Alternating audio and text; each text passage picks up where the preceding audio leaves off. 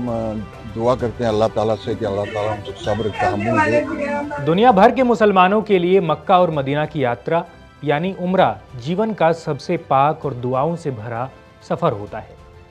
लेकिन हाल ही में सऊदी अरब में हुई एक दर्दनाक घटना ने इस पवित्र सफर पर एक काला साया डाल दिया है। 17 नवंबर की रात मक्का से मदीना जा रही एक टूरिस्ट बस डीजल टैंकर से टकराई और आग का गोला बन गई। इस भयानक हादसे में 45 भारतीय तीर्थयात्रियों की मौत हो गई, जिनमें से ज्यादातर हैदराबाद के रहने वाले थे। एक ही झटके में हैदराबाद के कई परिवारों की 3-3 पीढ़ियां खत्म हो गई। लेकिन सवाल ये है कि इस पाक सफर का यह रास्ता, जिसे मक्का मदीना कॉरिडोर कहा जाता है, इतना खतरनाक क्यों है? क्यों यहाँ सड़क दुर्घटनाएं एक आम चुनौती बन चुकी हैं? क्या यह सिर्फ ड्राइवर की गलती थी या इस कॉरिडोर की बनावट और यहाँ के नेचुरल रीजन्स इस त्रासदी के लिए जिम्मेदार हैं? आइए समझते हैं उस हादसे की दर्दनाक कहानी और उन 3 मुख्य कारणों का विश्लेषण जिनकी वजह से यह कॉरिडोर मौत का रास्ता बन चुका है। नमस्कार, मैं हूं जयदीप और आप देख रहे हैं India.com। हैदराबाद के सलीम अहमद जैसे कई बुजुर्गों ने इस हादसे में अपने पूरे परिवार, बेटे, बहू और फूल जैसे मासूम पोते को खो दिया। सलीम अहमद के बेटे इरफान अहमद सहित 45 भारतीय इस हादसे में मारे गए। मरने वालों में 18 महिलाएं, 17 पुरुष और 10 मासूम बच्चे शामिल थे। हैदराबाद से उम्रा के लिए कुल 54 लोग निकले थे, जिनमें से सिर्फ 9 ही जिंदा बच पाए। मोहम्मद आसिफ नईम के परिवार के तो 18 लोग इस हादसे का शिकार हो गए। उन्होंने कहा कि मेरे परिवार की 3 पीढ़ियां खत्म हो गई। इस भयानक हादसे में मोहम्मद शोएब नाम का सिर्फ एक शख्स ही जिंदा बच पाया, जिसने समय रहते खिड़की का शीशा तोड़कर जलती हुई बस से छलांग लगा दी थी।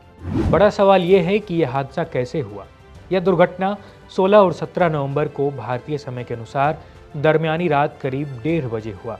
मक्का से मदीना जा रही टूरिस्ट बस की टक्कर एक डीजल टैंकर से हुई। टक्कर इतनी जोरदार थी कि बस तुरंत आग की चपेट में आ गई और जलकर राख हो गई। रात का समय होने के कारण कई यात्री सो रहे थे और उन्हें बचने का मौका भी नहीं मिला। इस दुर्घटना के बाद जो सबसे जरूरी सवाल है वो है कि मक्का मदीना कॉरिडोर इतना खतरनाक क्यों बन गया है? क्यों यह खूनी कॉरिडोर कहला रहा है? सऊदी अरब में यह 450 किलोमीटर लंबा मक्का मदीना कॉरिडोर, जो हज और उम्रा यात्रियों के लिए सबसे व्यस्त मार्ग है, लंबे समय से दुर्घटनाओं का केंद्र रहा है। यहाँ कुछ प्रमुख रीजन्स हैं जो इस रास्ते को अत्यधिक खतरनाक बनाते हैं। पहला कारण है एक्सीडेंट प्रोन एरिया और लंबी सड़कें। मक्का से मदीना का हाईवे बहुत लंबा और रेतीला है। यह न सिर्फ धार्मिक यात्रा का बल्कि व्यापारिक मार्ग भी है। इस रूट पर मोड़ बहुत कम होते हैं, जिससे तेल के टैंकर और भारी वाहन लगातार तेज गति में चलते रहते हैं। इस कारण सड़क दुर्घटनाओं का जोखिम बहुत बढ़ जाता है। रास्ता ज़्यादा लंबा होने के कारण कई बार ड्राइवरों को नींद आने या आलस की वजह से भी बड़े हादसे होने का खतरा लगातार बना रहता है। सऊदी अरब की इकोनॉमी तेल पर निर्भर है, इसलिए हाईवे पर हर दूसरे मिनट तेल टैंकर गुजरते रहते हैं। हज यात्री अपने वाहनों से इन्हीं तेल टैंकरों के बीच यात्रा करते हैं। तेल टैंकर जैसे ज्वलनशील वाहन से टक्कर होने पर आग लगने का खतरा कई गुना बढ़ जाता है। ऐसे हादसे आम सड़क हादसों की तुलना में बेहद दर्दनाक साबित होते हैं और इनमें बड़ी जनहानि होती है। यह हादसा भी डीजल टैंकर के टक्कर के बाद ही हुआ।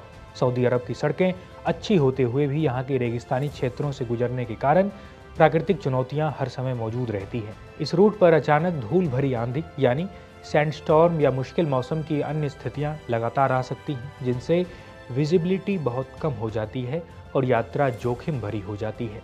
हादसे में परिवार खोने वाले लोगों ने भारत और तेलंगाना से सऊदी अरब जाने की व्यवस्था करने की अपील की है, ताकि वे अपने प्रियजनों के शवों को अंतिम बार देख सकें। तेलंगाना सरकार ने मृतकों के परिवार को 5 लाख रुपए की अनुग्रह राशि देने की घोषणा की है। तो वहीं मुख्यमंत्री के आदेश पर अल्पसंख्यक कल्याण मंत्री मोहम्मद अजहरुद्दीन राहत कार्यों में सहयोग के लिए सऊदी अरब जाएंगे। सऊदी में ही धार्मिक रीति रिवाजों के अनुसार शवों को दफनाया जाएगा, उन्हें भारत नहीं लाया जाएगा। आखिर में सवाल यह है कि अब आगे की राह क्या है? यह दर्दनाक हादसा इस बात का संकेत है कि धार्मिक यात्रा के इस महत्वपूर्ण कॉरिडोर पर सुरक्षा व्यवस्था और बुनियादी ढांचे में सुधार की सख्त जरूरत है। सऊदी सरकार को रोड इंफ्रास्ट्रक्चर पर ध्यान देना होगा, खासकर टैंकरों की आवाजाही और ड्राइवरों की सुरक्षा के मानकों को बढ़ाना होगा। जैसा कि अक्टूबर 2019 में भी मदीना के पास एक ऐसे ही हादसे में 35 यात्रियों की मौत हुई थी। यह साफ है कि जोखिम अभी भी बना हुआ है। अब देखना यह है कि इस बड़े हादसे के बाद सऊदी सरकार इस खूनी कॉरिडोर को सुरक्षित बनाने के लिए क्या कदम उठाती है। आप अपनी राय नीचे कमेंट बॉक्स में दें। देश और दुनिया की तमाम खबरों के लिए देखते रहिए India.com।